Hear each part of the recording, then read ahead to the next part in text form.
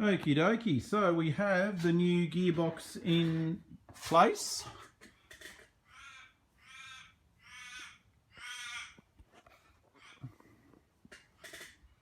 Okay guys, so we've got the new gearbox in place. I've got a mate to help me put it in because I was lifting the gearbox and I ended up doing my back as usual. So, you know, slipped a disc.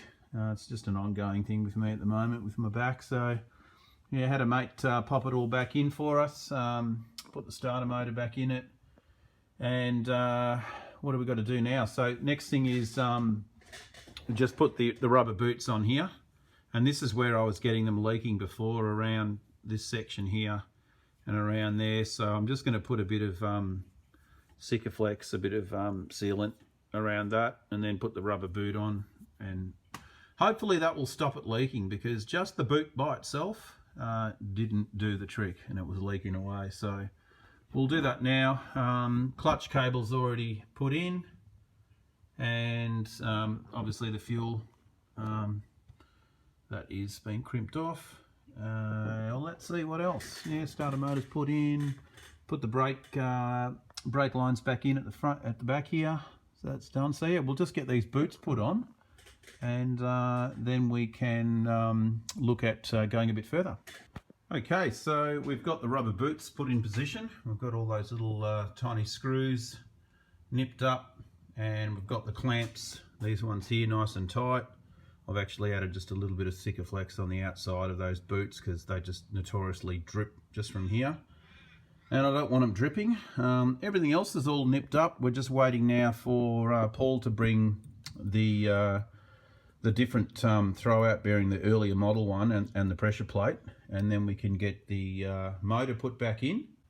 One thing I've just discovered now, this vehicle, truck, whatever, has only been on the road for, let's see, 3 years? Yeah, 3 years. It's done like virtually no miles. I'm talking under 100, probably not even that. And come and have a look at this, because this is really getting annoying, and this has happened on the third bus that I've done.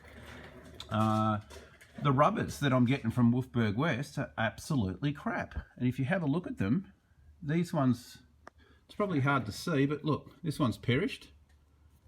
I can just bloody pull them out. Look, snapped. The one up there's already started to crack. This is 3 years old, not even. This one here's gone. That's fallen apart already. I've got a whole bunch of them in my hand, and every one of them has just completely fallen apart. So I don't know what sort of rubber they're using, but it is absolutely useless. Now, the Burgundy bus that you guys have been watching me restore for the last 2 years, the same thing's happened. So that they haven't even, the bus hasn't even been on the road yet, and they've already started to perish and fall apart. Another one here, the clutch boot, you can see there, that's already gone as well. And again, it's done virtually no miles, and the rubber's just perished. This side's the same. You can have a look there. You can see all the cracks in that one. I think this one's gone. Oh no, that one's, well, it's starting to go. That one's gone. Look, you can see it's already cracked and fallen apart. So Wolfberg West, if you're listening, you might want to get your rubber from a different supplier, because this is ridiculous. Like, I've had also these boots here, and they're just cracked into 4 pieces within a year of putting them in a bus. So obviously it's Chinese rubber. I don't know where they're getting it, you know, where they're getting their source from, but it's absolutely pathetic.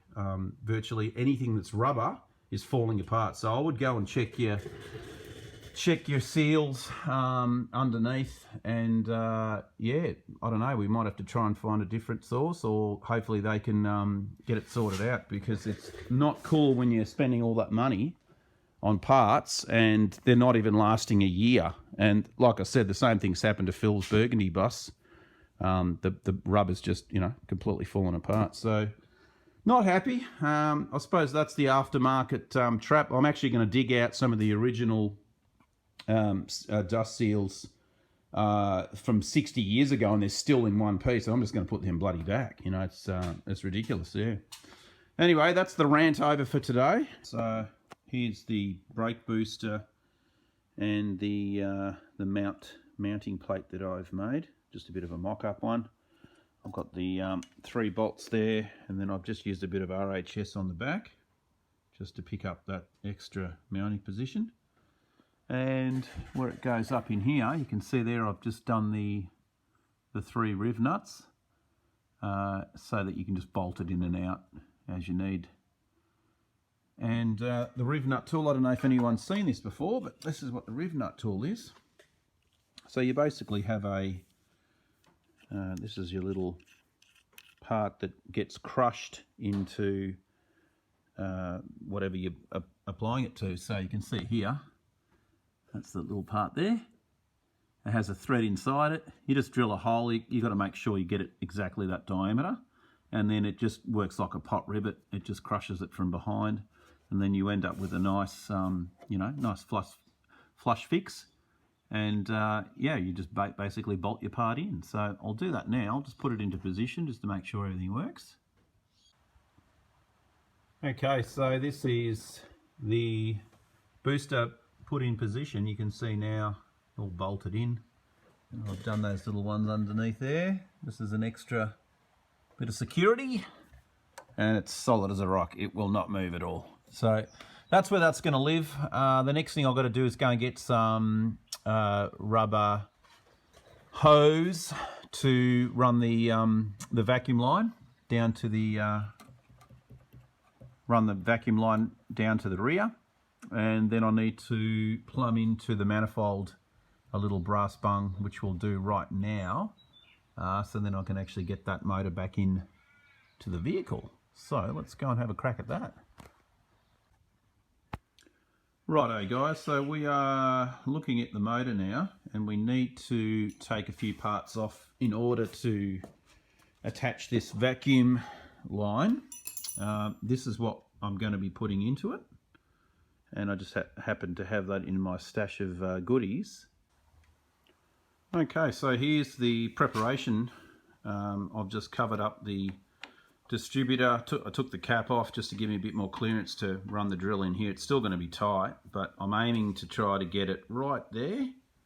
And of course inside I've put a rag all the way down, and I've also packed a whole heap of grease on there, and I'll use a magnet and some air just to make sure nothing gets down inside. But that's what we're going to do. So I've got my tap, and I'll drill a pilot hole, and then we're going to tap this, and then we can actually screw in the brass fitting. So let's see how we go with this, because you never know. It can go wrong very quickly, as we all know. Okay, so here we go with the bung. It worked pretty good. I didn't have any issues. I caught all the swarf metal flakes inside with the rag and a bit of grease, and now we're just going to screw this guy in now, and that's where we're going to pick up our vacuum from. So job's a good one. Happy with that. I was a bit unsure whether it was going to work or not, but I think we're all good. Nothing went down into the manifold, which you're always a bit freaked out about if anything gets down there. So that's a win. So we'll continue on. The next thing, I think this motor can actually go back in, because I'll do the push rod tubes while the motor's actually inside. I think it's just be easy to get to them from underneath once it's up on the hoist. So we'll just get this motor back in the car. Cool. All right, well, the motor is back in to the single cab, and you can actually see I have plumbed in the vacuum line. You can see it just, where am I? There. There's the vacuum line plumbed in, and the hose runs down through the back there into a rubber grommet. And then as we go underneath the vehicle, you can see, and it runs through another rubber grommet there. And then we've got some clamps clamped onto the chassis rail, and it comes up through there, another clamp up over the top of the beam and into the brake booster. So that part's all done. All the plumbing is also completed.